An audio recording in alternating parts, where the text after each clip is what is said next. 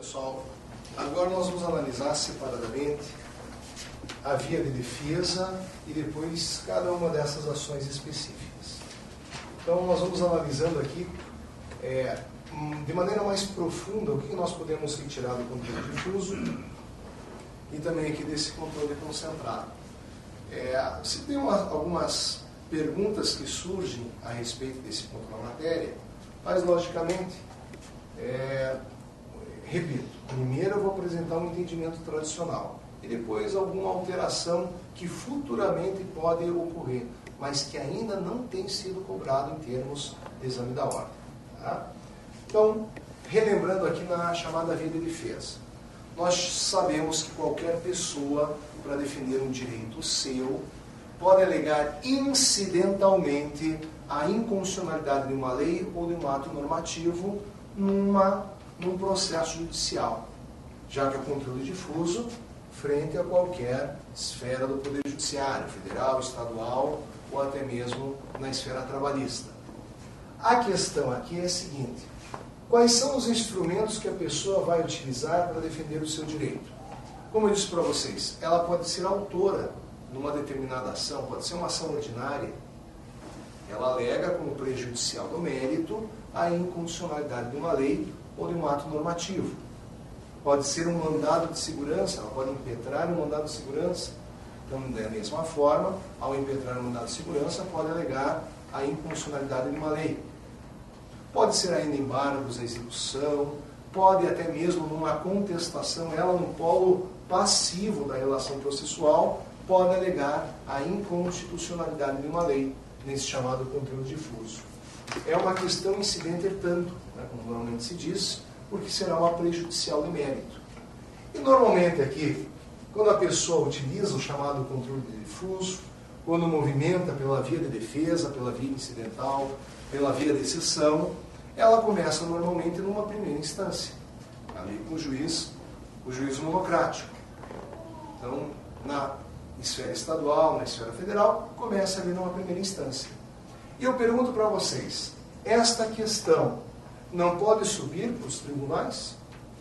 Pode, né? Sistema de recursos que nós estudamos normalmente, essa questão pode ir para os tribunais superiores, pode chegar até mesmo ao Supremo Tribunal Federal, porque tem questão constitucional.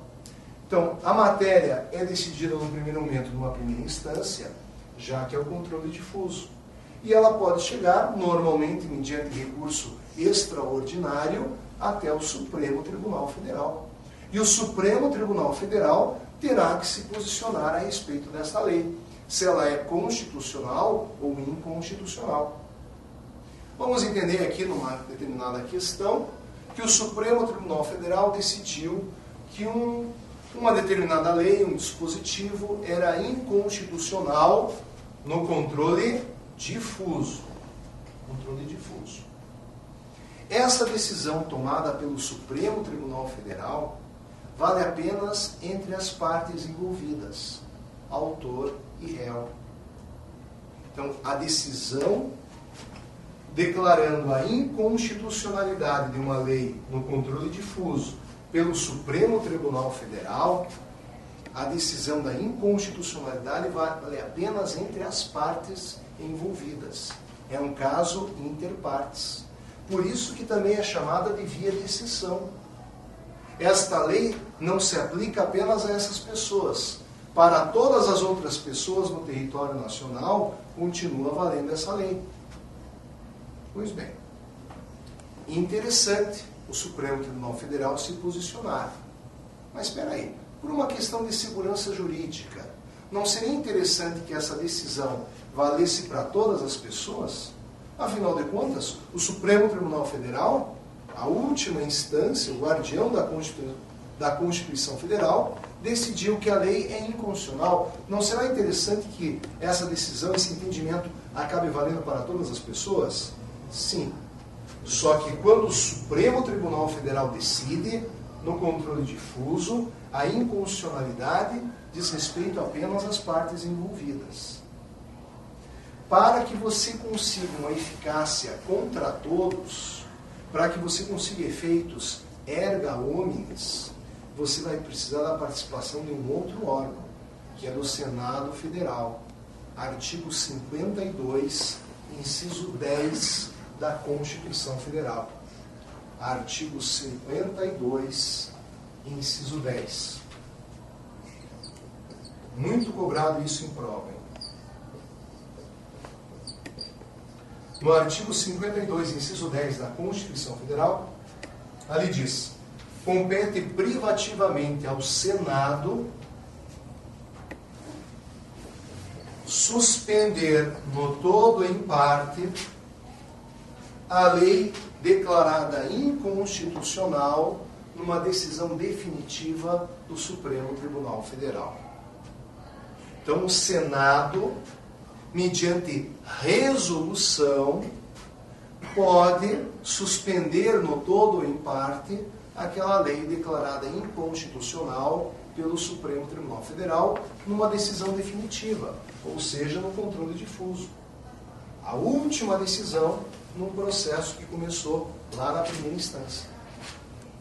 Então, o Senado é que dará efeitos erga omnes mediante resolução. Esse que é um instrumento normativo. Só um alerta que eu faço para vocês é o seguinte: muitas vezes pergunta, mas como que acontece isso? Então, o regimento interno do Supremo Tribunal Federal e o regimento do Senado, eles já prevêem como irá ocorrer esse mecanismo. E notem, o Senado tem discricionariedade para decidir se afasta no todo ou em parte aquela lei declarada inconstitucional. Então, o Senado não está obrigado, não está vinculado àquilo que foi decidido pelo Supremo Tribunal Federal. Existe discricionariedade nas mãos do Senado. Ficou claro isso? Todo mundo entendeu? Só o seguinte, professor, então, o trâmite, então, é o plenário automático. Supremo, mas o plenário Supremo simplesmente manda ou precisa ser aprovado por maioria para mandar? Como é que funciona? Não. Em relação à decisão tomada aqui pelo Supremo Tribunal Federal, a gente sempre tem que ter a maioria absoluta. Tem a cláusula de reserva plenário. Depois que aquela questão foi decidida no Supremo Tribunal Federal, você comunica ao Senado, para que o Senado daí decida, daí depende do regimento interno do Senado. O Senado vai decidir se afasta no todo ou em parte aquela lei declarada inconstitucional. O Senado é a parte, não é o Senado.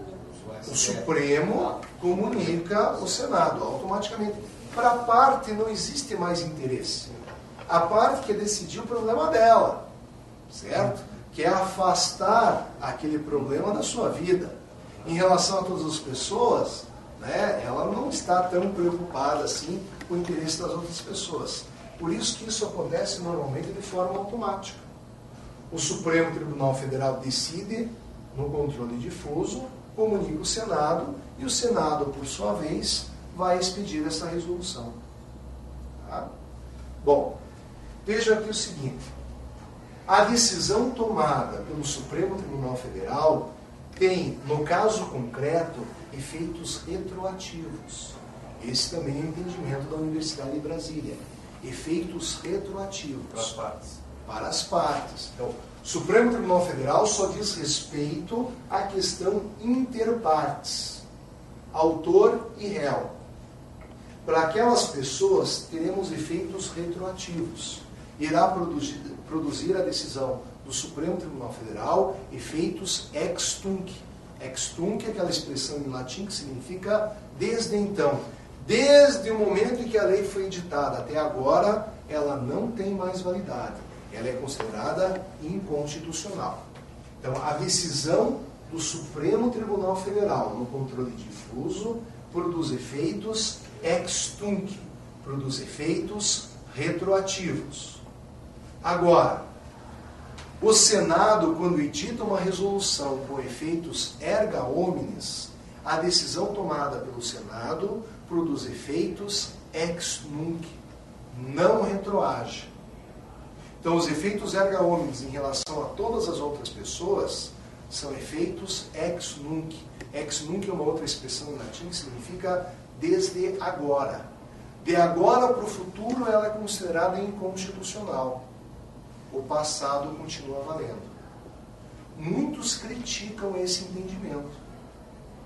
Quer dizer que a pessoa, então, em relação aos efeitos retroativos, ela terá que ajuizar uma ação para garantir uma eficácia retroativa, né? Então, essa é uma questão que se critica muito.